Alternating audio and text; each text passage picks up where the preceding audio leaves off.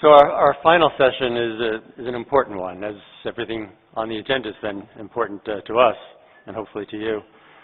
We did issue just recently a proposal in a very important area, and that deals with the lead auditor's involvement in planning, supervision, review, etc., of the work of other auditors. As you know, in most multinational engagements, there can be very significant portions of the work done in many places around the world, and that can add up to a very significant piece of the revenue and assets and income of the company. And the work, therefore, of other auditors is critical to the success of the audit. And so this proposal, dealing with the lead auditor's involvement and supervision of that work, is key to investor protection and audit quality. Joining me for this presentation are Keith Wilson, Dima Andrienko, and Lillian Sanoa. And I think I'm turning it over to you first, Dima. Okay. Thank you, Marty. First, Lillian and I would like to provide a high-level overview of the proposal, and after our introduction, we're going to pose several discussion questions on the screen. The proposal that the board issued on April 12 focuses on a large segment of audits conducted by firm registered with the board. These are audits that involve not only the firm that issues the audit report on the company's financial statements, what the proposal calls the lead auditor, but also other firms and accountants outside the lead auditor firm, what the proposal calls other auditors.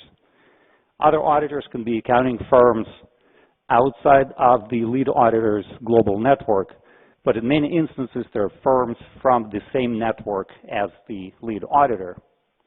For example, if the lead auditor is headquartered in the U.S. and audits a U.S. company that has operations in the U.K., and the U.S. firm uses its U.K. affiliate to audit the company's U.K. operations, the affiliate firm would be considered the other auditor for purposes of the proposal. The board's proposal would strengthen the existing standards that govern audits involving other auditors. Today, in some situations, the lead auditor can assume responsibility for the other auditor's work after performing specified procedures that are not explicitly required to be tailored for the associated risks. The proposal would strengthen existing requirements with respect to supervision of the lead auditor by the lead auditor of the other auditors, but also with respect to the planning, documentation, and the engagement quality review involving other auditors. Overall, the proposed changes are designed to increase the lead auditor's involvement in the work performed by other auditors and also in the evaluation of that work. For example, the proposal includes specific requirements for the lead auditor's review of the work performed by other auditors. The purpose of the greater involvement by the lead auditor is to enhance the auditor's ability to prevent or detect deficiencies in the work of other auditors. PCAOB inspectors observed deficiencies in the other auditor's work that the lead auditors either did not identify or did not address.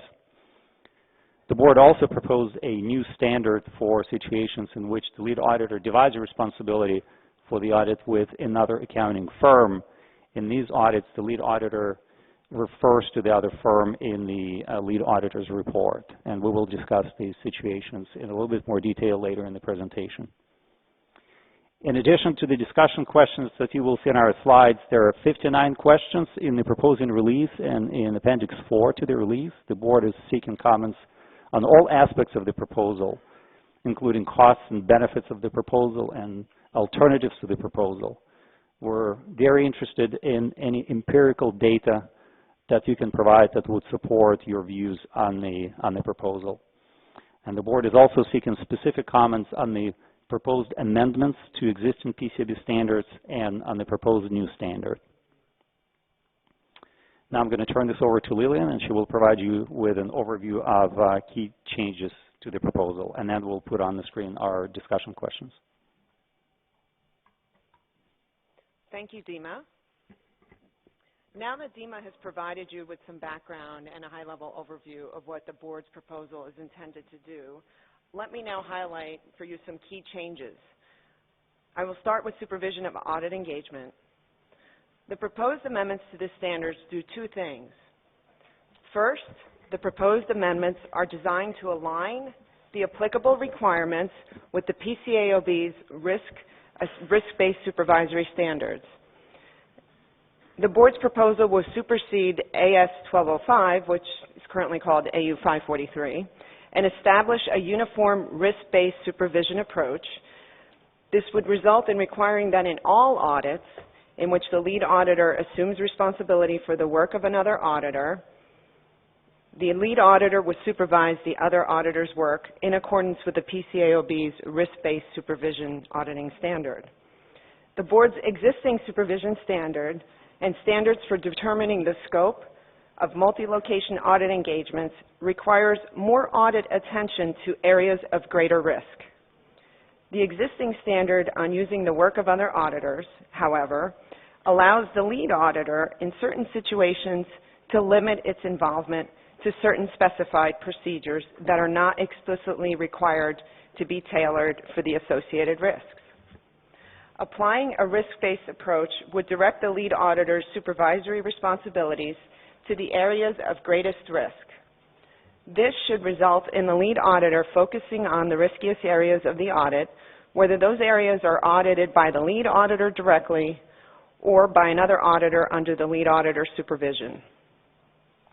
The proposed supervision's approach would apply to all auditors, which would include both affiliated accounting firms as well as non-affiliated accounting firms. The second area of change the board is proposing in the supervision standard is that would it provide additional direction to the lead auditor on how to apply the principle-based provisions of the board's existing supervision standard. Additional direction could help the lead auditor assure that its participation in the audit is sufficient for it to carry out its responsibilities and issue an audit report based on sufficient appropriate audit evidence. The proposed additional direction would require the lead auditor to do the following things: to inform the other auditor in writing of the scope of work, tolerable misstatement, and the identified risks of material misstatement, to obtain and review the other auditor's description of the nature, timing, and extent of audit procedures to be performed, including communicating in writing any changes to the proposed procedures that are necessary, to direct the other auditor to provide for review specified documentation, to obtain from the other auditor a written report describing the other auditor's procedures, findings, conclusions, and if applicable, opinion, and to determine whether the other auditor complied with the lead auditor's written communications and whether additional audit evidence would be obtained. Consistent with existing standards, the extent of the lead auditor's supervision and review would be determined based on requirements of the standard on supervision. For example, the higher the likelihood of the risk of material misstatement associated with the areas in which other auditors perform audit procedures, the greater should be the extent of the lead auditor's supervision of the other auditor's work. Now let me turn to two other areas which reside currently, you're following, in the planning, the amendments to the planning standard. Let me highlight two areas. One is sufficiency of participation, and the other one is qualifications. The first area involves the principle that the lead auditor, the auditor signing the audit opinion on the consolidated financial statements, performs audit procedures on a significant or meaningful portion of the financial statements. Currently, for audits involving other auditors that are governed under the existing... We're sorry. Your conference is ending now. Please hang up. That's not our conference. As I was saying.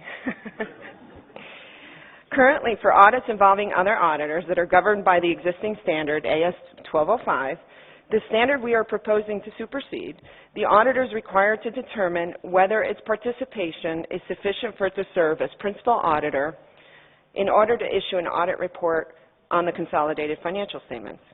The board's proposal would extend the requirement for determining the sufficiency of its participation to all audits that involve other auditors, not just those that are currently covered under the existing standard.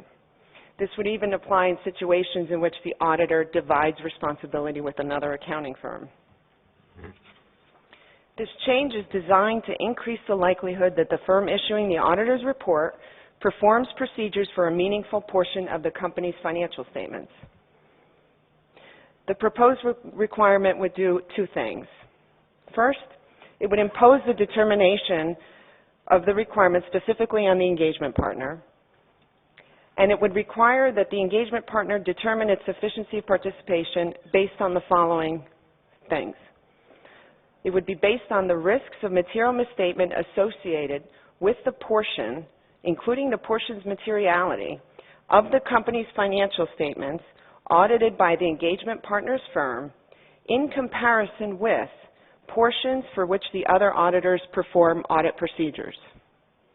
The proposed risk-based criterion is intended to capture both quantitative and qualitative characteristics of a particular scenario. Under this criterion, the lead auditor ordinarily would need to audit the location at which the primary financial statement decisions were made and consolidated financial statements were prepared. The second item I'd like to talk about is qualifications of the other auditor. The board's proposal builds on and strengthens the existing standards by requiring that when planning the audit, the lead auditor gain an understanding of the qualifications of the other auditors who will assist the lead auditor with planning and supervision, including gaining an understanding of their experience in the industry in which the company operates, knowledge of the relevant financial reporting framework, knowledge of PCAOB standards, and SEC rules and regulations. Gaining an understanding of the knowledge, skill, and ability of the other auditor's supervisory personnel is necessary for determining the extent of the lead auditor's supervision of the other auditors. A lack of the appropriate qualifications by the other auditors who assist the lead auditor with planning and supervision could have an adverse effect on the effectiveness of supervision and may increase the likelihood that auditors would not identify material misstatements in the company's financial statements. The proposed requirements seek to apply a balanced and practical approach by focusing the lead auditor's attention on the qualifications of the more senior engagement team members of the other auditor, that is, those who assist the lead auditor with planning or supervision. The proposal would also require that the lead auditor during the planning stages of the audit to determine that the lead auditor is able to communicate with the other auditor and is also able to gain access to the work papers.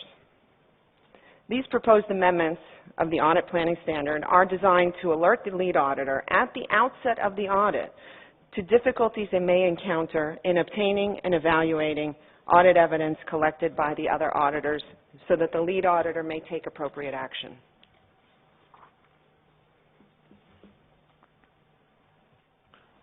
Okay. On the screen now, there's a slide with a first of our discussion questions for today, and to tee it up, we also included a bit of background information.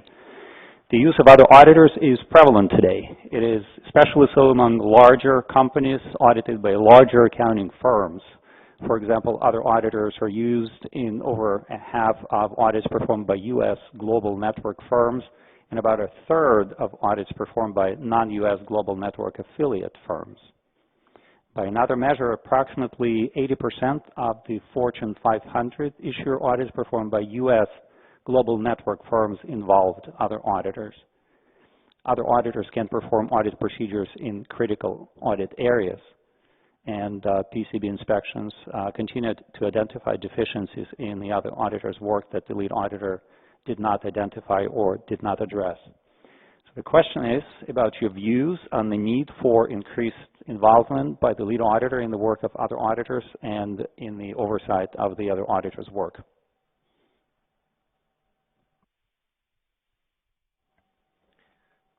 Thanks, Tima.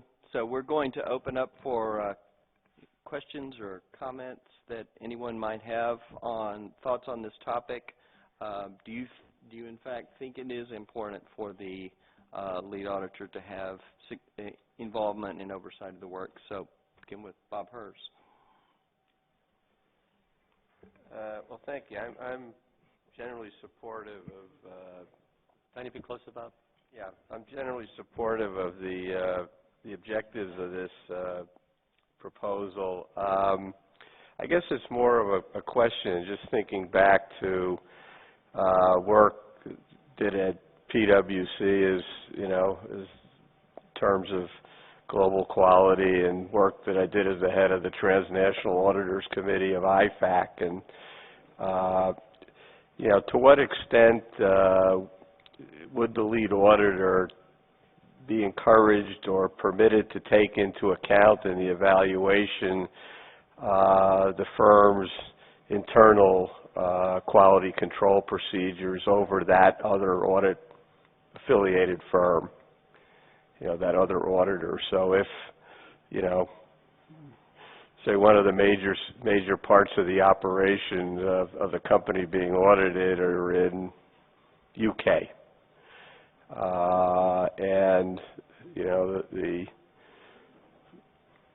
firm has done a lot of internal controls, internal quality work on the UK firm does it, you know, and how that can be kind of taken into account and used efficiently and effectively in this process. Thanks. So one reaction to that, I think we do want to get comments on that in that area. I think it's important for the proposal tries to talk about the information that the lead auditor needs to have in evaluating those qualifications, and certainly information could be available to the lead auditor from that perspective. So we would be interested in comments, people's views and experiences on the extent to which that works today in practice, and how well that works, and how much information the auditor actually gets, as compared to, and I'm not suggesting that any of the situations you were describing are this way, but as opposed to sort of a blind reliance kind of approach of we know they have a quality control system, we don't know much about it, we don't know much about the particular. So I think that's an area that we're very interested in. Phil Santarelli. Thank you.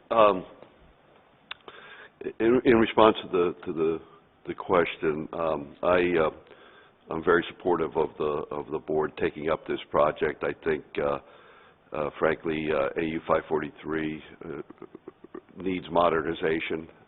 It's a very old standard. The world has changed a lot. I think it, as noted in the release, many firms have attempted to modernize their procedures with respect to these group audits using ISA 600, which has moved down that continuum quite a bit. But I don't think that's necessarily universal, and I think you still have situations where many firms doing a group audit in an international setting may be their only group audit, and they're relying on AU 543, and I currently don't believe it's sufficient. So this modernization, I think, is needed to improve audit quality, and we're supportive of it. Thank you. Rick Murray. The challenge of transnational auditing, the challenge of fitting the audit process and the concomitant regulatory challenges of the globalization of commerce is a major one, and I commend the attention that it's getting here. It's been a major issue for at least 40 years, and it has been a matter that the profession has been working away at pretty diligently through that time. The conditions that existed at national boundaries in the 70s and 80s would look pretty crude to anyone examining practice today. I mention that only to suggest that this is neither new nor unaddressed, but I welcome the attention to how can it be improved. The concerns that I have, or the questions I would put to you, are basically twofold.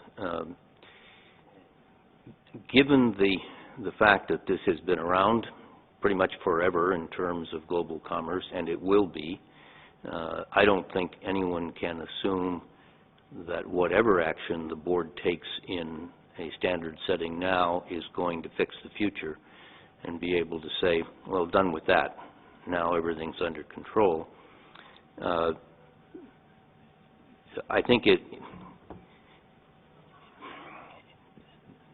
the idea that seems assumed in this proposal suggests that if the lead audit partner is made to understand that it is his or her responsibility, and given the tools and the risk-based demand that they meet that responsibility, that the problem will go away.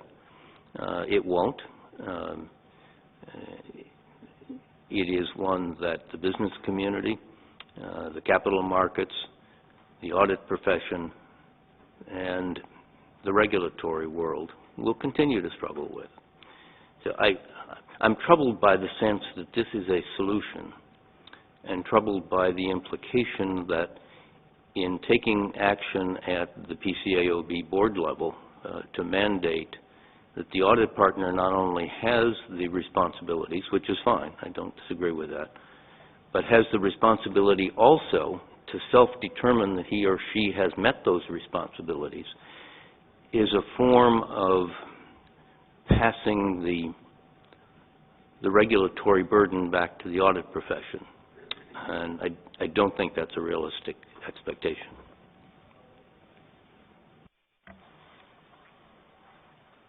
Well, I'd like to maybe just explore that a little bit further, and I don't think that any standard is a complete solution to any particular problem, but it's trying to strike the right balance, of course, whenever we have any new proposal or new standard. But I think it is the responsibility of the audit firm signing the opinion, as opposed to maybe a regulatory burden, I think is what you indicated, to ensure that they have obtained sufficient appropriate evidence, the lead audit firm and the lead audit partner, to sign that opinion. And so what we're trying to get at here is, would the increased involvement and oversight by the lead audit firm on the work of that other auditors contribute to improved audit quality, reduce deficiencies or identification of the deficiencies in the work of the others to improve audit quality and protect investors more. So it is a problem that's been around for a while. I think Phil made a very good point that existing standard AU 543 hasn't changed necessarily with the times. Many of the firms did enhance their models around ISO 600 when that came out. But even Arnold's pointed out that that's another area that they're continuing to look at, because as many times as they expose the group audit standard ISO 600, still with experience it shows there are challenges. There are unique incentives between what the lead auditor has to do and the incentives that the other auditor might have in their work at a subsidiary location.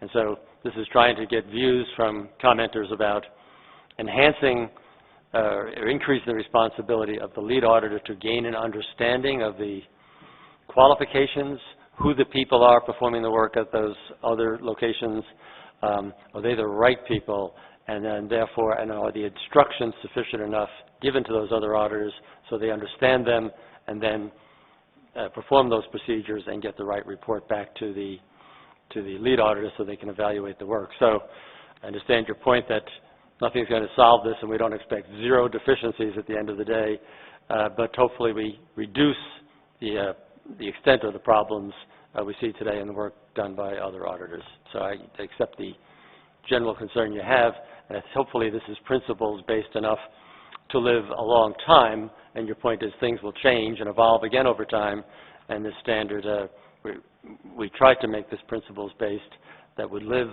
for time, but we'll look for comments to see if people think that, if that's the case. Thanks, Marty, and I agree with virtually everything you said. I agree with everything you said. What's not quite addressed is why is it then necessary to say that the lead audit partner must self-declare that they've done it and fixed it. They've done everything they need to do to make sure that transnational financial reporting is going to work as intended. Well, it's not. And it's that last step of imposing an unachievable responsibility on a role that cannot have the tools to avoid deficiencies in the future. That's the step that I'm concerned about.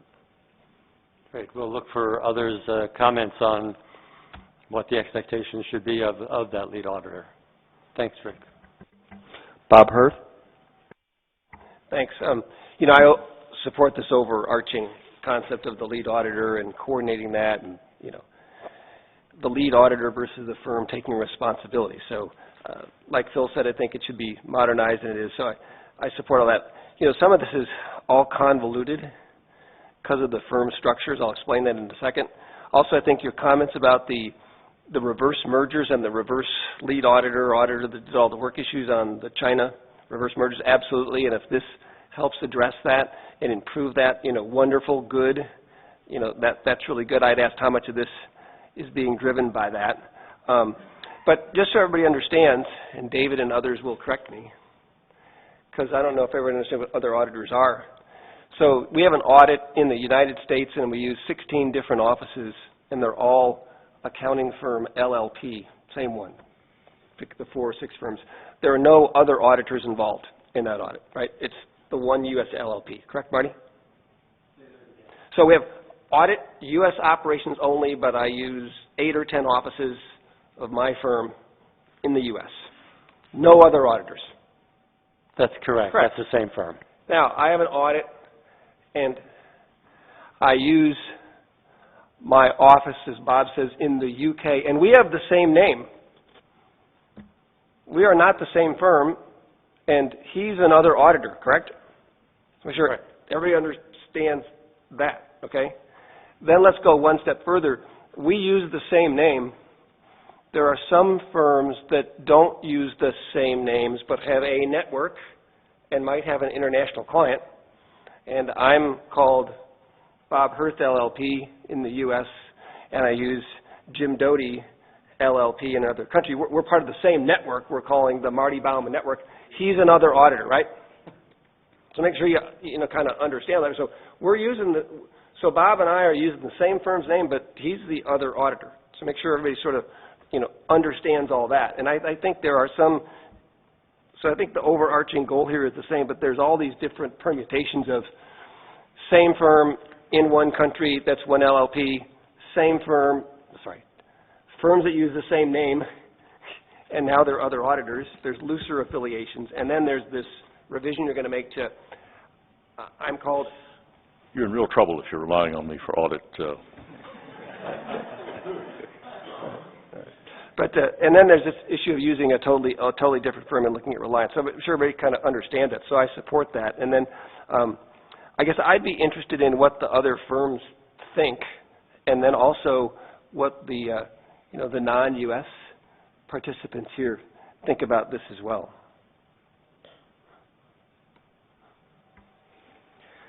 So that just for clarification, in your example, and just want to be sure that we've let everyone on the same page here. You're right. Everyone is in all those examples. You're talking about multiple firms. Maybe they share the same name. Only the lead auditor issues the report. It's not the network that issues the report. Only the lead auditor issues the report. So I think that's an important factor in the way that we think about it. And you're right, it helps drive some of the thinking on the proposal. So you asked about responses from firms. So David Kane, your name was on the list, not to put you on the spot, but you were next in line. Sure. Well, I think I agree with what Bob said in terms of the legal structure. And I think this effort and the board and the staff should be commended because I think this is an important topic to improve audit quality more globally. I think Form AP is going to help when you start putting these together because starting next June, for reports reissued or issued or reissued after next June, greater than 5%, investors will have that transparency and will be able to understand exactly same firm name, different firm name, level of participation, and have the power and the benefit of that information there. I mean, my overall sense is, and I think this rule proposal captures it, that I think some of the larger firms have been already incorporating a lot more review and supervision over the last several years. I think it's never been greater than it is today. You see much more having people from the primary team actually go over to the local countries and the component teams to sit down with them, particularly in some more challenging areas, let's say, like in terms of ICFR. So I think the days of just grabbing summary packages and just limiting it to what's in AU 543 strictly are in the past. I don't think that that's current practice today. And I think one question I did have was, though, just on the AU 543, is how much the board meant to tighten the sufficiency of work and the determination of lead auditor. Here's the reason I asked that question on that is another consideration here is state law. So in many states, for companies that are headquartered in that state, they have to be audited by a firm that is licensed to and registered to practice public accounting in that state, which in many cases requires U.S. CPAs to majority own that firm. So you could end up in a situation, depending upon how much the AU 543 current criteria were going to be restricted a bit more, that the lead auditor might actually be a foreign firm that would not be licensed to practice in that state and potentially issue that report. So there might be some companies that are left in a little bit in no man's land. So I just think the state, local laws around the world are going to be another consideration here when also just thinking about determining who the lead auditor is. Thanks. That's a really good point. I think that's an area that we are interested in understanding some of the issues that people may run into in that space. I think the main thing was, I think it was felt to be important that the lead auditor not do a meaningful portion of the audit work themselves, that in order to be able to credibly be able to sign the report. I think the question then becomes, what's the criteria one uses for that, as you alluded to, and what the proposal does was apply the criteria essentially that are used in determining the scope for multi-location engagement, which is driven by risk. So we're interested in whether that risk frame helps, whether that seems to have, whether people are finding that causes some kinds of issues that may come up in practice, or how that plays out. But we thought that was a more meaningful and realistic approach than simply the approach that sort of have one criteria for sufficiency of participation, the old AU 543, and a different criteria for scoping the audit. So we're trying to bring those in line, and thought we'd get to the roughly the same place. Yeah, so I think there's some opportunities we have in the comment letter to give you some fact patterns and some things to think about. Another one just on that, though, on risk of material misstatement was, did you consider, or is one required to consider the financial reporting determination and where that is? So one of the things that's in there is that wherever the financial reporting decisions are made, typically you think about that. Is that a requirement? Because sometimes you could have situations where the risks of material misstatement are completely different than when the financial reporting decisions are made.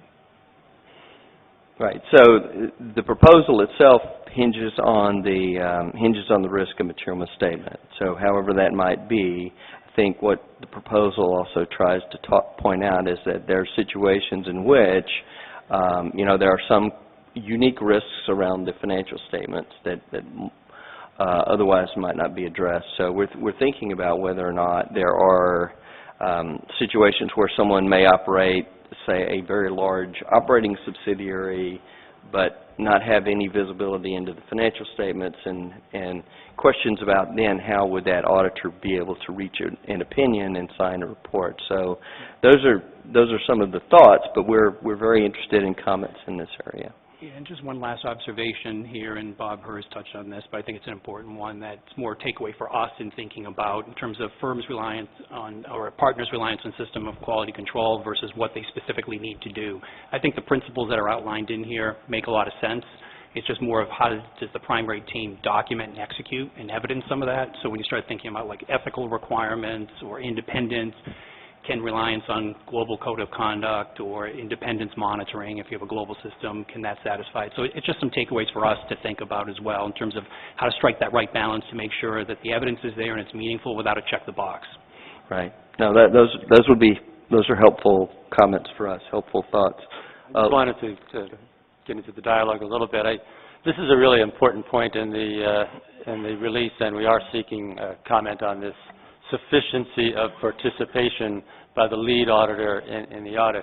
Some cases are probably pretty black and white, where 90% of the work is done in the U.S. and there's a subsidiary somewhere and that represents 10% of the assets and revenue, and it's probably pretty obvious with all the key decisions made in the U.S. and most of the assets and revenue that the lead auditor's participation is sufficient.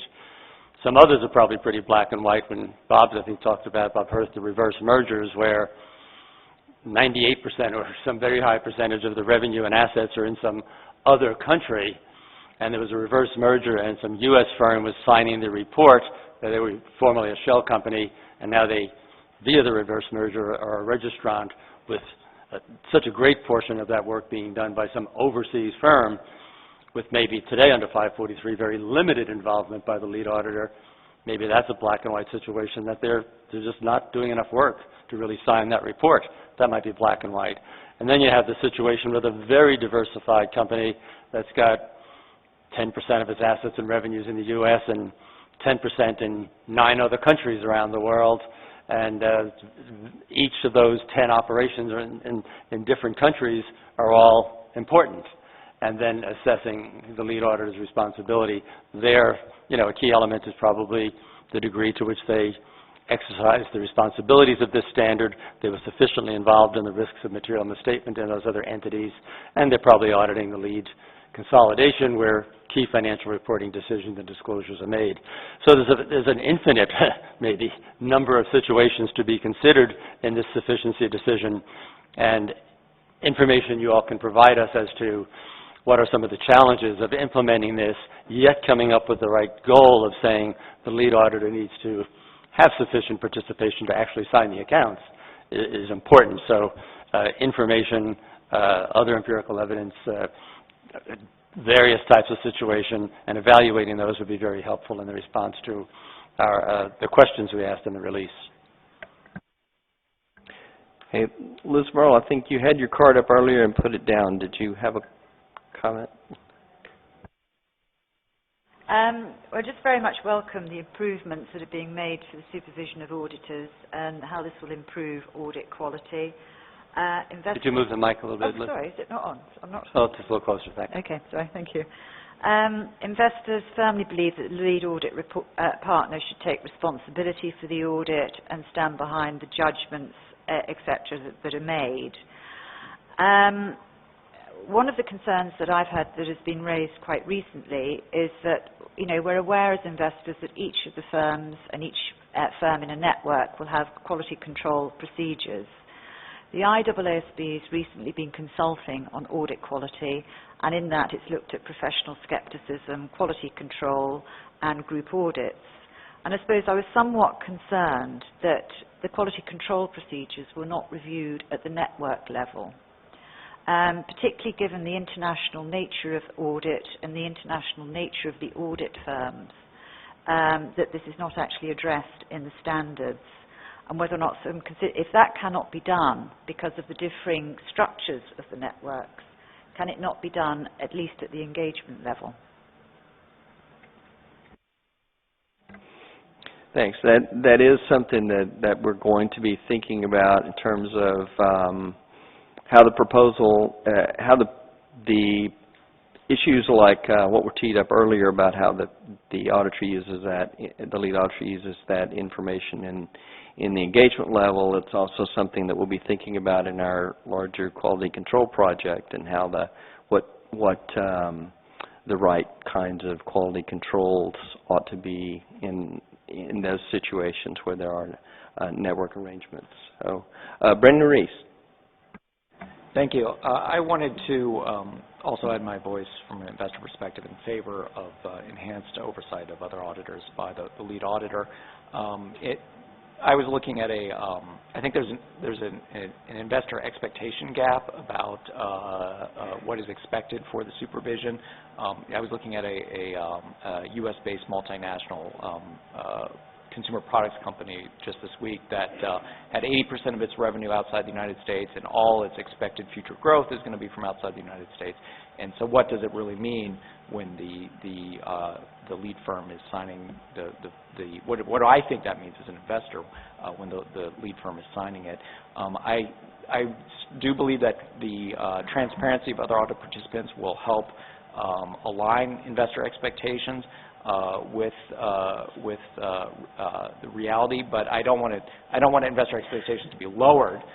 This is the kind of rulemaking area that I think, as an investor, I say, well, isn't this what firms are already doing, and shouldn't they be doing? And it's sort of like one of those sort of like, hair-raising moments where you think, well, maybe this isn't always being done, and therefore it's helpful to have a uniform standard to be applied. I think, as was mentioned before, there's been enhancements beyond what maybe the existing standards are, but I think practice varies. So, I mean, this standard is intended to get a uniform high degree of oversight and supervision in all cases, and not just in some cases. So, yeah, I agree with your point. It would be hair-raising if this isn't done, but it's not done in all cases. Phil Santorelli.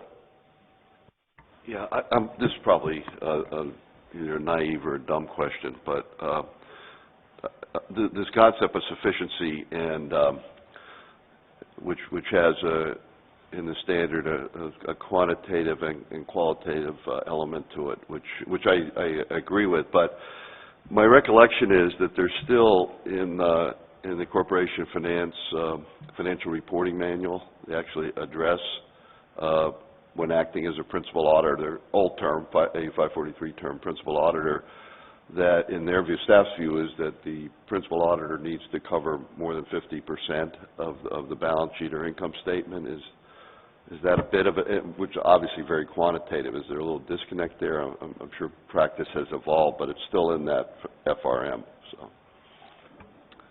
I believe the requirement you're referring to is to auditor assume responsibility for. So I think these concepts are compatible in that we would imagine that today, most cases, the auditor is assuming responsibility for that work of the other auditors. Right. Philip Johnson. Thank you. One of the concerns I have here is in regard to networks, and the fact that, irrespective of what we've heard, that the firms have gone a long way to solving a lot of these issues over the years, changed their methodologies, changed their involvement of lead partners. In the standard and the proposed standard, there doesn't seem to be any recognition of that with regard to network firms and the supervision of those network firms. So, as Bob said, if it's a UK firm, whether it's PwC or KPMG, then they're treated as if it was somebody outside the network. That concerns me, in particular when we are looking at enhancing, as Liz mentioned, the quality control procedures within firms. There is common methodologies, and I just sense that we may be burdening too much the lead auditor and not taking into consideration the fact that he or she does have influence elsewhere. The firms have influence over each other in different jurisdictions, and so spending all their time supervising in situations where it is almost replicated and would be a similar situation if it was the work was being done in Los Angeles for a New York partner.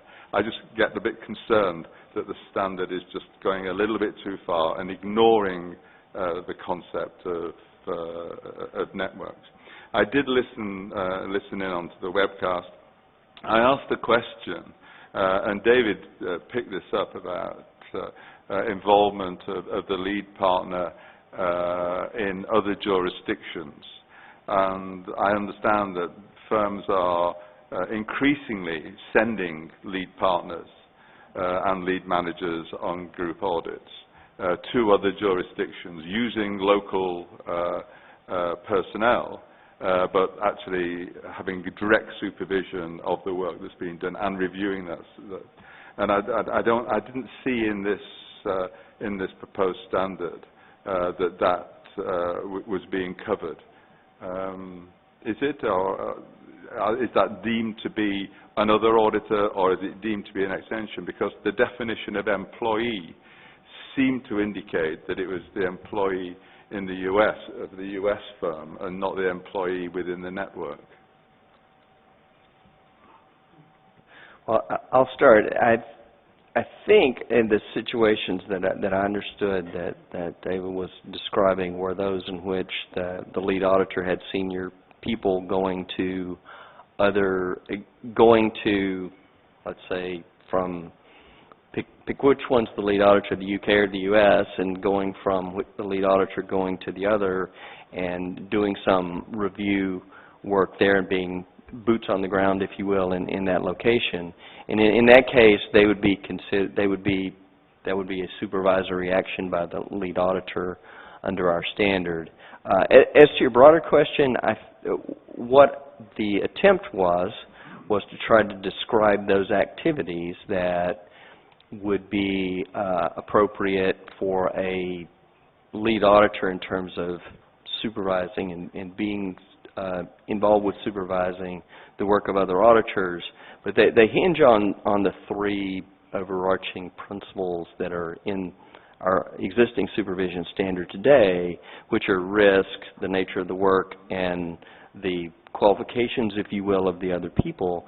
So they are, in a sense, agnostic as to whether or not there is an effective network system, but I think we'd be interested in comment on whether or not the extent to which in a network arrangement, an effective network arrangement, they may be achieving some of this in the natural activities. I think the release does make clear that we do acknowledge, as Marty said, that there are a number of improvements that the firms themselves have made.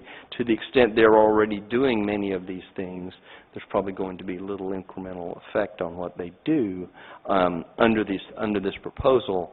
But it's conceivable that one may have a better understanding and more confidence in the knowledge and skill of the other auditor, and therefore that would have an impact on the nature of their supervisory activities. It is very prescriptive, though, isn't it? I understand about the supervision aspect and being in the current standards, but the firms have done an awful lot of work to enhance their global networks, their compliance within global networks. We know every firm has good officers and poor officers, but the partners know that. And if that work is being done, we seem to be not giving any credit to the firms for all that work that they have done, and said, you're no different than you are if you're coming from outside the network, and I don't have any influence, or the global network doesn't have any influence on the quality within that firm. That's only my point. Okay. Well, we'll be interested in getting comment on the extent to which that's the case. I think what the standard really requires is informing people of what they're supposed to do, reviewing their work, seeing how the information came together and it was properly coordinated. And so I think there are provisions to allow for an appropriate amount of scalability, but we'll be interested in comments that we get. I just want to echo some of the things. You raised a lot of good points, Philip, as always, and I just want to acknowledge a couple of things that Keith said there, and I was going to make the points, and then he did. So I mentioned the feedback loop from our oversight activities yesterday and talking about our standard setting process. So to start with, over the last several years, our inspections have seen many deficiencies in the work performed at subsidiary locations around the world by other auditors.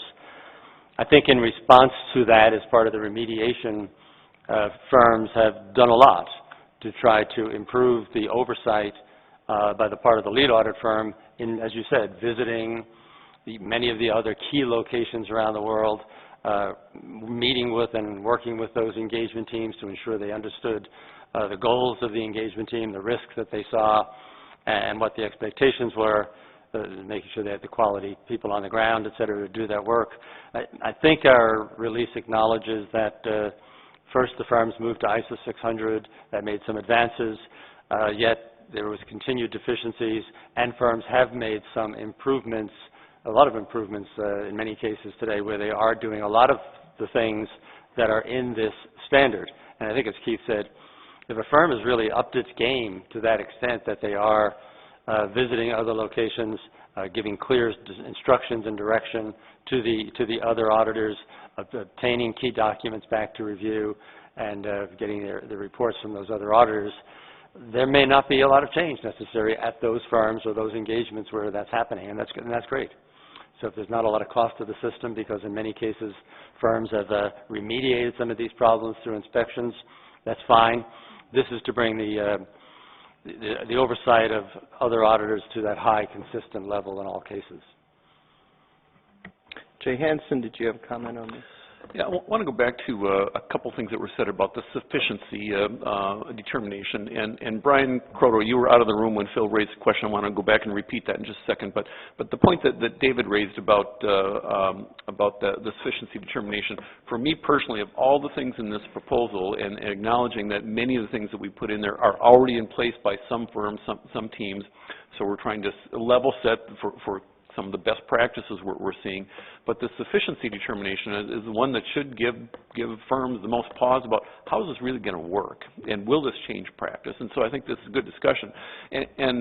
And Phil earlier raised a question, Brian, when you were out of the room, about the Corp Fin guidance on the 50%.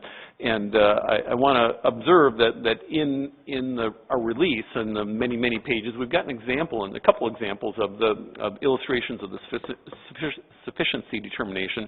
And I have to admit that with the 45 versions of it I saw, I'm not sure exactly which version hit the final, but I believe there's an example of one where lead auditor is auditing the corporate headquarters consolidation and a portion of the operations, but a bigger portion of the operations are audited by another firm, and that you could reach a conclusion that that is okay, that the lead auditor is say the U.S. firm that audits the corporate headquarters, even though that's not more than 50%. And so Phil's question, Brian, when you were out of the room, was how does this intersect with the Corp Fin guidance on the 50%?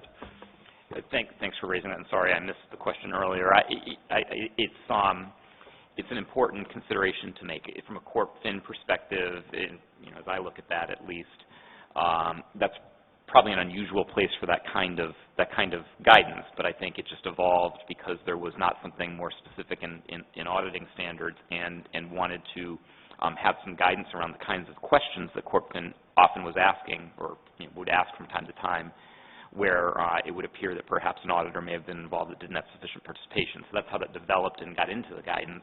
But we certainly worked very closely with Marty and his team as the proposal was being developed to provide feedback on how we saw that kind of how it developed, what we saw in terms of questions and answers, the feedback that we were getting through the Corp Fin process, to suggest at least what we saw as perhaps some of the practice issues in this space. Ultimately be very interested in the public input and the feedback that the PCAOB receives. But in my mind, a good outcome would be eventually that would go away, and the guidance would be in the final standard by the PCAOB. But certainly want to receive feedback on that in the comment process. Brian, and also Keith responded to that by saying, recalling the actual wording from the guidance, from Corp Fin's guidance, where it says that the lead auditor, I think the principal auditor in the words of the guidance, should have ordinarily audited or assumed responsibility for 50% or more of the company's operations. which is, yeah, and it's based on facts and circumstances. It's not applied as a bright line, but that's generally, it will generate CorpFin comments and questions from time to time when it appears that's not been the case.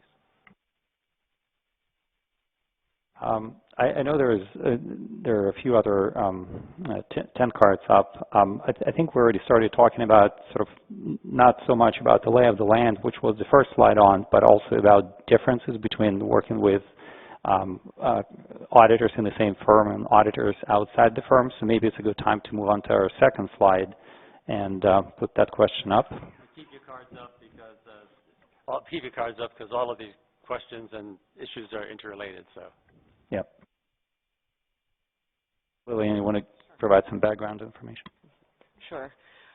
So working with other auditors can differ significantly from working with individuals in the same firm, which can pose challenges. For example, the lead auditor and other auditors may work in countries with different business practices, languages, cultural norms, and market conditions.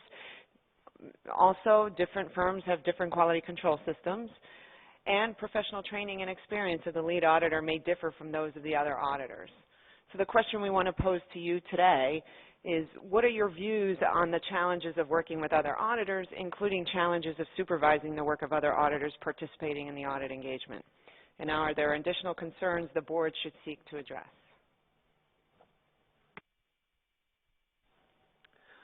Arnold Schilder. Well, thanks, Keith. And maybe my comment is even more appropriate to this question than the previous one, but it basically relates to all four, of course. I've mentioned yesterday our comprehensive consultation enhancing audit quality, and as Liz rightly said, it's professional skepticism and quality control and group audits.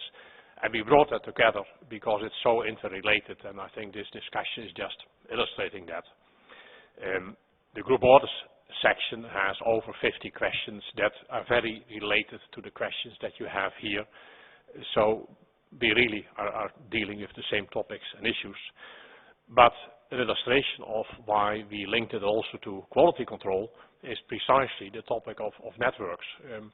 And we have two questions on that specifically in the quality control section. One is, what could we do to address the issues identified in the context of networks of firms? For example, should we develop more detailed requirements, application material, to address reliance on network level policies and procedures at a firm or engagement level? And the next question is, do you think it would be feasible for us to develop requirements and guidance for networks? Please provide a basis for your views. So we have put it on the agenda, and in all fairness, we were a bit reluctant in the beginning doing so, because a network is not a very tangible concept, but of course it's a reality. And it's also something that in the end users will see. It's usually a network to say, well, we have audited, etc. But how that works in practice and how much you can make use of quality management approaches in the network, that's a very intriguing question. And it relates very much also to the questions that you have here, which is also a link to the professional skepticism part. We all know the cultures and the languages, as Leon just said, challenging each other, reviewing each other. In some cultures that's seen as very sensitive. Maybe it's a suggestion of mistrust, which it's not, but nevertheless.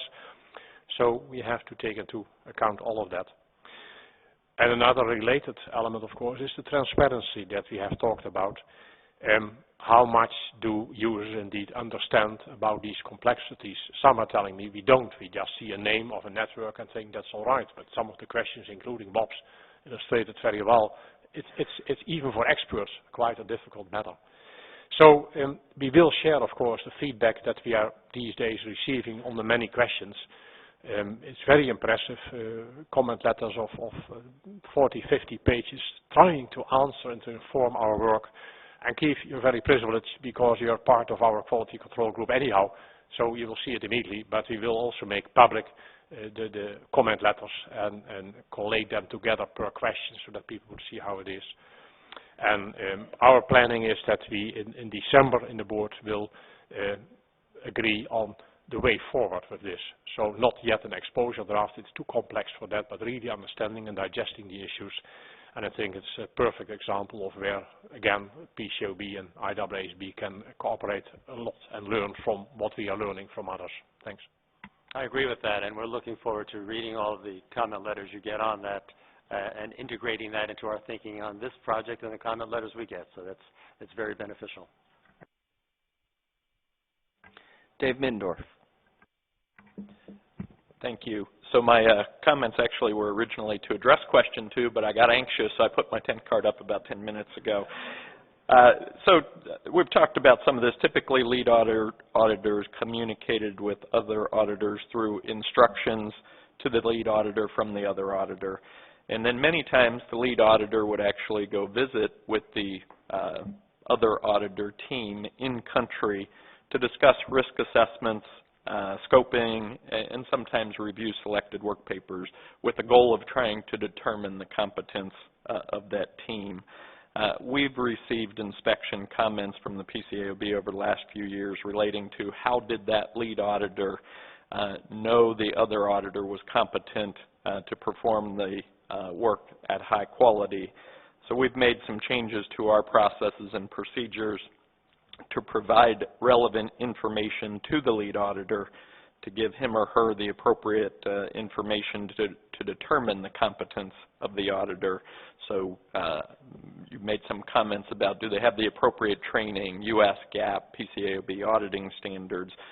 What's the results of that individual's inspections from our internal inspections process and other regulators around the globe. So I think maybe to Liz's comment, we have historically relied on, if I'm the lead auditor and I'm using you in the UK, we get information to our people about what's the results of our UK practice. And I think the comments we've received from our PCAOB inspections has been, well, that's great your UK firm has the right quality control procedures, but how do you know that Liz, who is your partner on a significant component of your audit, that I'm then going to sign the consolidated opinion, is qualified. So those are some of the processes and procedures we've made changes to, which I think are very consistent with the standard, and we'll certainly review the standard in detail and have further comment, but we're supportive of, in general, the philosophy behind it.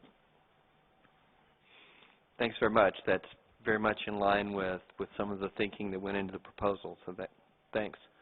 Tom Selling. I'm a little bit unsure of myself about this question for a couple of reasons. I don't know whether it fits in this category. I'm not so sure. Looking at all 4 categories, I'm not sure where it fits, so I thought I'd take a stab here. And also, I want you to understand that I'm primarily asking this question out of ignorance, and I'm looking for information. My gut feel is that from an investor protection perspective, that one principle of this project should be that the lead auditor should be the central repository for all the work papers. But under the standard, they're not. I'd like you to educate me this seems obvious to me, I'd like you to educate me a little bit as to the jurisdictional constraints you're working under to derive the solution you did. And my concern is that, and again, I'm not that sophisticated in this area, it does appear that there are opportunities to game the system like the way you set it up. For example, it seems that there have been and there still are incentives to work as multiple firms solely to shield working papers. And so please answer the best you can. I just want clarification on the last question, something about multiple firms. I didn't hear the word. It seems that there are incentives that where, especially what I'm thinking, and this kind of goes back to Rick Murray's comment earlier, that technology has changed tremendously. That the availability of electronic documents and stuff like that seem to reduce the need for being in geographically diverse places, and so there's a certain irony here in the standard that we're talking about working with multiple firms when technology and electronic documents would make this less urgent than it used to be.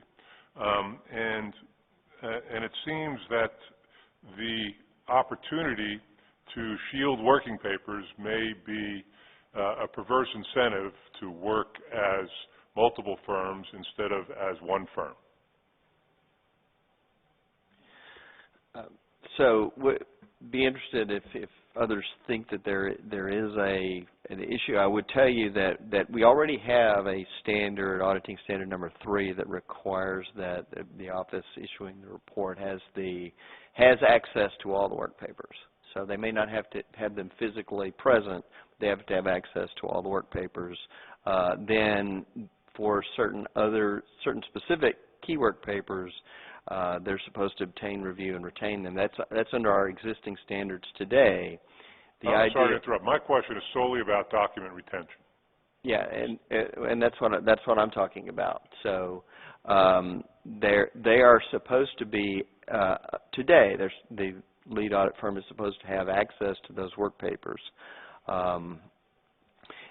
We're interested if people think that somehow there is something about the proposal that changes that, but in our view that those requirements in what we've referred to as auditing standard number 3 remain intact, and so those obligations still exist under existing standards. So we haven't changed that part. What we've changed is what the lead auditor would do in terms of supervising that work, which obviously includes some review elements, but it hasn't changed the fact that they still have to have access to all the work papers. Yeah, I would just echo that again. I mean, AS3 requires that the lead auditor have access, but also with respect to retention, they have to obtain, retain, and review key documents that are listed specifically in that documentation standard, and that doesn't change. So no matter where the work is being performed around the world, those documents have to be sent to the lead auditor as specified in that documentation standard. Then with respect to your comment about electronic work papers, that's fine. I mean, to the extent that makes the ability of the lead auditor to review some of the work around the world more easily because they can get access electronically to that data, that's fine. That's certainly permitted in the standard. If that enables them to carry out their supervision more effectively in their home office by looking at electronic papers that are sent to them, that's great, or have access to. Still, there's a person issue, obviously. The people doing the work is maybe the most important thing of all, and that's why we have that important aspect of this, to gain an understanding of the qualifications of the key people on the audits around the world who are performing the work, and there's a variety of ways in which the lead auditor can do that.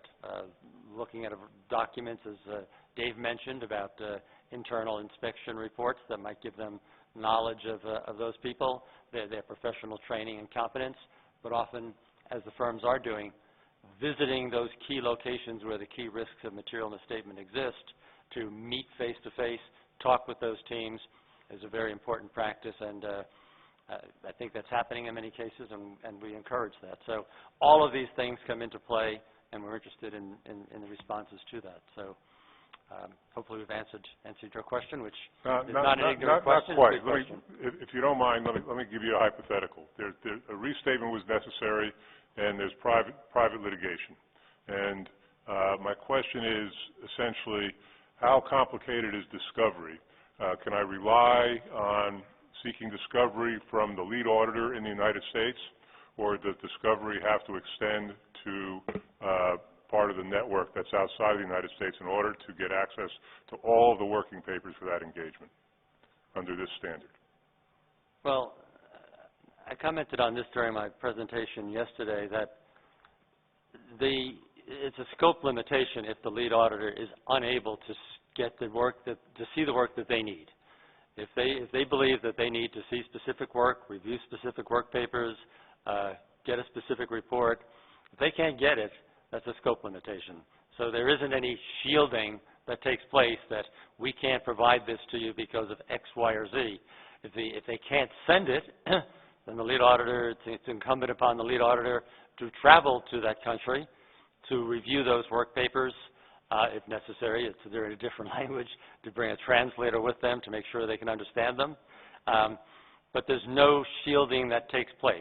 The lead auditor has to be able to get access to the people, the work, to the extent they deem necessary, and if they can't, then there's a scope limitation. Marty, I could be totally off base. I'm talking about a point in time post the engagement, after the engagement takes place.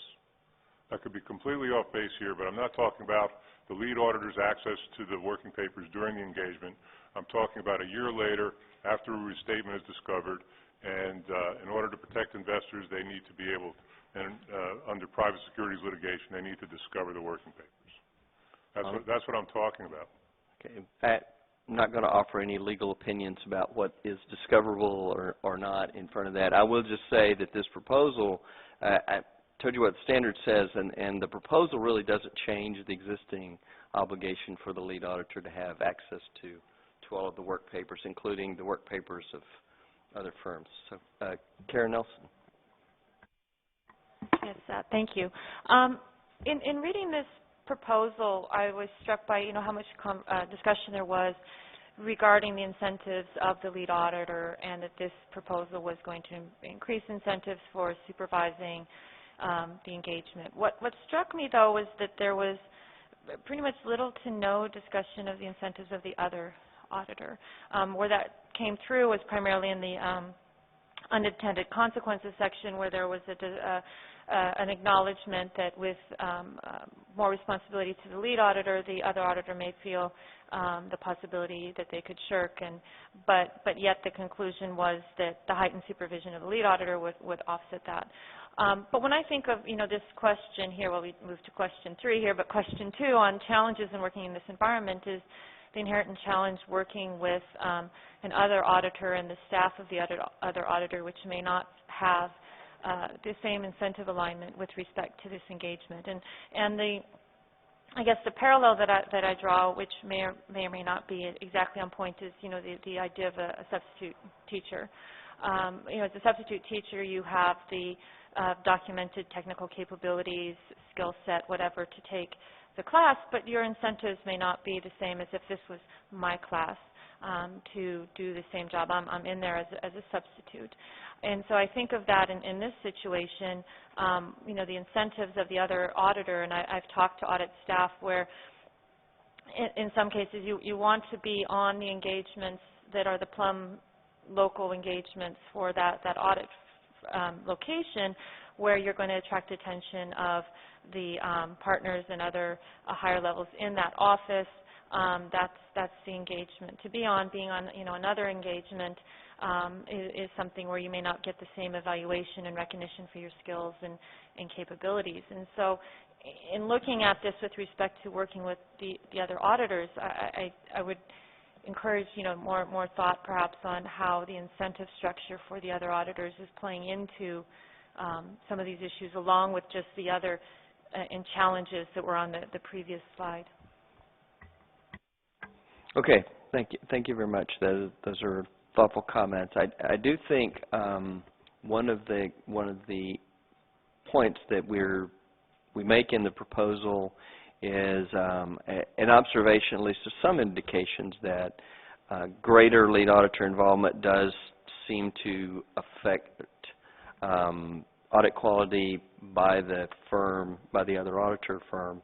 And so it will be interesting, maybe further information about whether or not that phenomenon results from maybe changing incentives through more close supervision or some other factors, but would be interested in that. And your comments are well taken. Thank you. Yeah, I agree with that. And we do, I think as you mentioned, Karen, note in our economic analysis the principal-agent relationship between the lead auditor and other auditors and the different incentives they can have.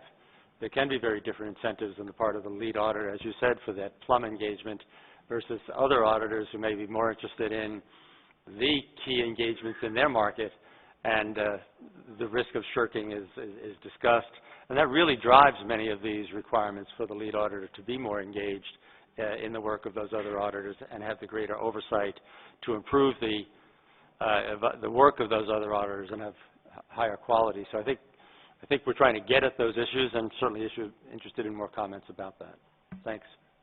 If I may just follow up on one comment there. Though I believe, and I've spoken with some of my colleagues, that there is some research, particularly in the managerial accounting area, that talks about increasing the monitoring of the principal may may have an offsetting decrease to the agent. And so it's not necessarily clear that there would be a net benefit or a net gain by this. And that was, all the point that I was trying to draw. Maybe this is a good segue into our third question. We're talking about the increased involvement of the lead auditor into the work and evaluation of the work of the other auditor. There's some emerging indications that this increased involvement by some of the firms produced certain results, positive results. And the question is about your views on whether the quality of the other auditors' work in significant audit areas can be improved through increasing the lead auditor's involvement in that work.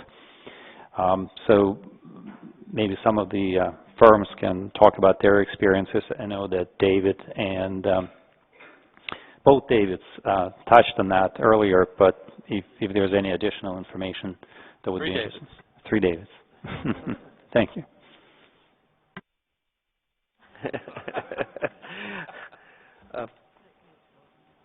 Sounds like the name of a restaurant, Three Davids. Close to lunch. I just thought, since I hadn't weighed in, I would also weigh in with the other Daves on this. That certainly, as we have, can you move your microphone closer? Thank you. Certainly, as we've changed our internal policies on the supervision of component auditors, that we have seen a significant improvement in the quality of the work that's performed in those locations, whether we measure that through our internal inspections or the external inspection results of those component engagement teams. But we continue to work through some of the unintended consequences as well, and wanting to make sure that we're considering not just the short-term audit quality improvement, but making sure that there's a long-term sustainable model to build those skills in around the world, so that these audits can be performed at a consistent level across the globe. Phil Santorelli. Yeah, the focus has been, and appropriately so, on the lead auditor's responsibility, and I'm just wondering, and this might be, again, in the nature of a naive question, but if the component auditor is auditing a significant portion of the issuer, they must be registered with the PCAOB. Is that correct? So, does the PCAOB have any ability from an oversight perspective to actually do some standard setting on the other auditor's responsibility? In other words, create some incentives in your rulemaking where the other auditors have to cooperate or have to at least interact in an appropriate way with the lead auditor versus lead auditor kind of pulling? Is there any push that can be done there? This is a question that when ASB was writing AUC 600, drafting on ISA 600, it just occurred to me we were changing the dynamic so much, and what the other auditors really were expected to do. And I remember saying often, should we do some standard setting if you're acting as another auditor to enhance that cooperation and so forth? And for whatever reason, we've never been able to do that. I don't know if it's just jurisdictional or the ability to actually impose that, but certainly in the ASB world that would be so, because there is no, but if they're registered with the PCAOB, is there a way to kind of put rules in or an expectation in for cooperation, as it were? Okay, now I understand that the global networks, I'm sure that's almost a given, but as you've noted, not all of these are global network type situations, so just a thought. Okay, thanks. And the firms that do play a substantial role, as defined in our rules, are required to be registered with the PCAOB and are subject to inspection. Your point about should we have some kind of additional standards or guidance or something, we'll have to give some thought to, and appreciate the comment. Bob Hirsch, you had... Just I'll add to that. Of course, if the other auditor is auditing an estimate or fair value measurement in that foreign location, they're subject to PCAOB standards on auditing fair value measurements with respect to that. But your general comment of should there be more general guidance about other auditors and is something for us to think about, and interested in comments on that. So Bob? Yeah, my comments are along the lines of what Dave Sullivan was pointing at, but from an audit committee point of view. The audit committee is really important that the lead auditor,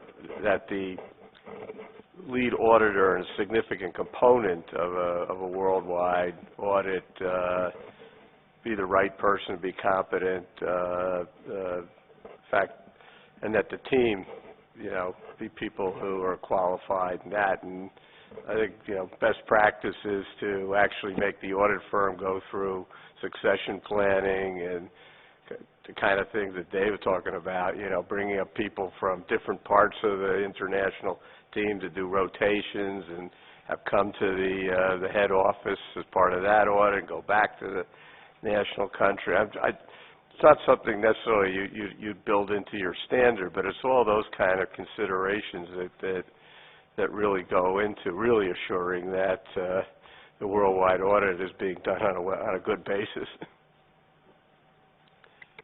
Thanks. Good points. David Kane. Yeah, thank you. Certainly each firm is going to be required to maintain quality control standards, right, and comply with those.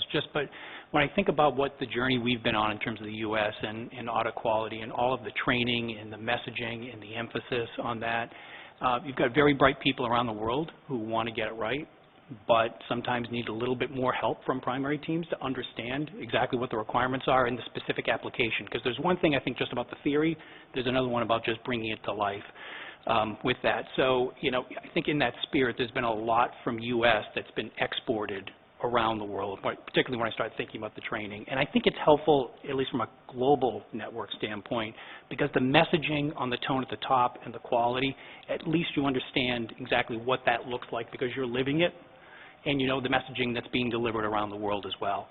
And you're also dealing with some structural headwinds that need to be considered. In some places, the level of education and training, whether it be in terms of accounting standards or auditing standards, isn't the same place as it is here. You've also got language and culture barriers that need to be thought about as well here. So, coming back to the question, I think, to me, there's no doubt getting the lead auditor more involved in terms of component teams and thinking about multi-location audits has a direct impact on improving audit quality. Our final question for today is on the subject that came up yesterday, early in the day, and would like to continue our dialogue with respect to audits in which the lead auditor divides responsibility for the audit with another accounting firms. And Lillian would like to make a few remarks. Sure. Yes, there was a lively dialogue on this point yesterday. So I'll just throw it out there. In some audits, the lead auditor divides responsibility for the audit with another accounting firm. For example, the lead auditor may divide responsibility for the audit with another auditor if it is impracticable for the lead auditor to review the other auditor's work. A more specific example of divided responsibility between auditors could be in the year when an issuer acquires a company audited by another auditor. The proposal would continue to allow divided responsibility in certain circumstances. What are your views on whether it would be appropriate to retain the divided responsibility model in PCAOB auditing standards as proposed to be revised? Lillian, before we open up, can I ask you a question? So the release talks about the frequency at which this happens, and so of the roughly, I can't remember the number, 15 to 20,000 annual filings that the SEC gets every year, how many of them currently do this? About? Very good question, Jay. Audits in which the lead auditor divides responsibility with one or more other accounting firms is relatively uncommon. Based on our analysis of SEC filings, as of May of 2015, there were approximately 50 audits in 2014 in which the lead auditor divided responsibility with another auditor. So this discussions about the 50 out of the 15 plus thousand.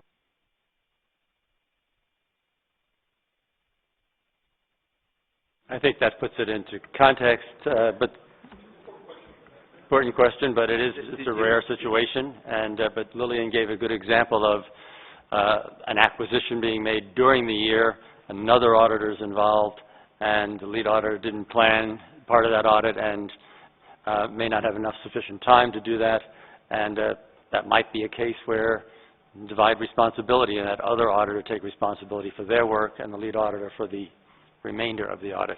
Those are the kinds of situations where that occurs. Now, I was just going to add, in our release where we talk about unintended consequences, we do cite this as potential of going up because of some may view the cost of the proposal is too high and might increase the divided responsibility option. So we do talk about that in the release. Dave Sullivan? Well, you just said what I was going to say, which is so I don't have an answer to the question, but really that question, which is, to what extent will this increase because of the additional responsibilities imposed on the principal auditor, which may be an unanswerable question, but it's an important one to consider. Because I think it also, it is an uncommon situation today, and in my personal opinion, if I could give a disclaimer the way you do, I'd give it right now. In my personal opinion, I think it's probably good that it's uncommon. I wouldn't want something like this to be the reason it became more common. Philip Johnson.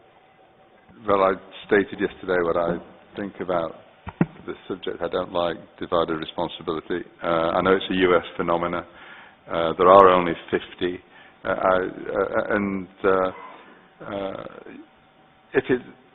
I'm more concerned about the separate.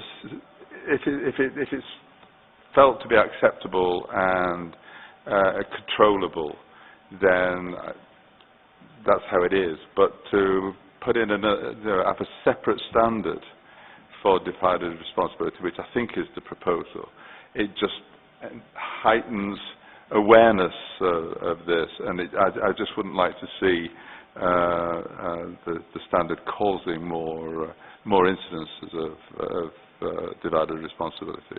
But having said that, it is only in the U.S. and it's not something that I subscribe to, because I just believe that the lead auditor should take responsibility for the financial statements as a whole. I think we agree, or I agree, with the disclaimer that I'm glad it's rare instances, as Dave Sullivan said, and we raised that question specifically that Lillian pointed out because we don't want the unintended consequence that this greater oversight would lead to a greater separation of divided responsibility, and we'll take that into account if people thought that were the case in our final recommendation to the board.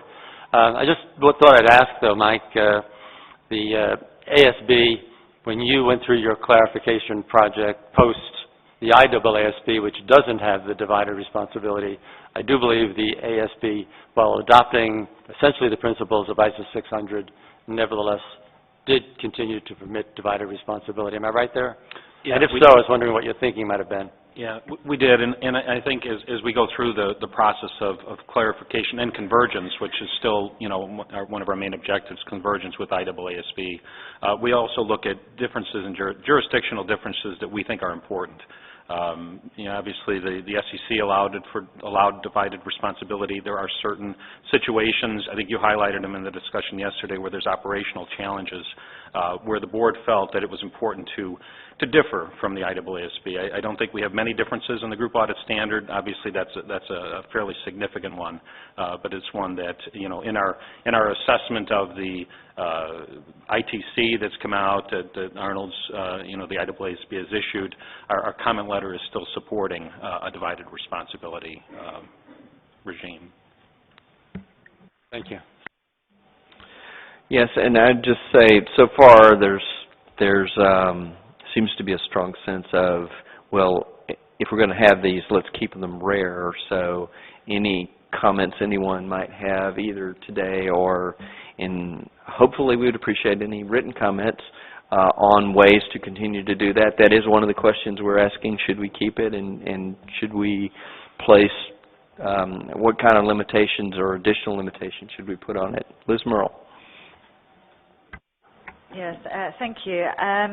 Well, as I've said, I mean, investors would really believe that the lead auditor should take responsibility for the audit and the judgments in that audit. And as regards divided audit responsibility, as we've heard, it's not required internationally. It was not allowed internationally. And I just fear that it could be perceived that sort of lesser standards were being applied here. I don't think that's necessarily the case, but it could be perceived. Investors do invest internationally, and consistent reporting requirements under this would be welcome. Okay, thanks. Bob Hirsch, you get the last word on this. Yeah, I just kind of wondered whether the instances of divided responsibility might increase over time given the EU's requirements on mandatory auditor rotation. So, if I posit a situation where a U.S. company but has significant European operations would wish to retain its overall U.S. auditor, but, says, I'm fine, saying PwC in the U.S. and EY in Europe, and the audit report reflecting that. So I don't know whether it's good or bad or whatever. I'm just thinking that could increase the number of those situations. I think it's an important factor, and interested in comments that people might have on that as that takes place over in Europe and as the mandatory rotation kicks in. Sir David Tweedy, did you want to respond? Not to that, Marty. I was just going to ask Arnold, did this issue come up in the IAASB, and what was the reaction when, I suppose, some of the American members put this forward? Well, we have asked a question about it as a result of the discussions that we had, also looking to the U.S. situation. So we are currently awaiting the comments. What I've seen so far is there's not much appetite for reference in this way to other auditors. But we still have to look at the comments in total. But, well, my guess is it will be unlikely that we will change the principle. But nevertheless, there was, for example, some comments are pointing to the situation, which I think is in your documents as well, equity investments, difficult to audit. So should that be a reason? But the overall principle, as Liz also said, the lead auditor taking full responsibility for the full audit is a very key principle. But nevertheless, we've asked the question. And with Lillian's question about the acquisition very late in the year, and another auditor has been doing all the planning and working, how does the IAASB deal with that? We haven't discussed this specific example. Still starting from the point you have to do what you can to understand and review that audit yourself to the extent that you basically can take over. So likely, I think Marty pointed to that yesterday, it might be that that's not possible.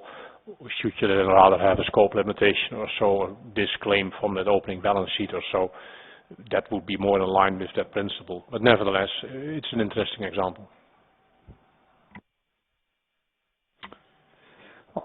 I think on that note, I was just going to thank you for the discussion today. Thank you for your comments and views. They will certainly guide us in our next steps as we move towards finalizing the proposed rule.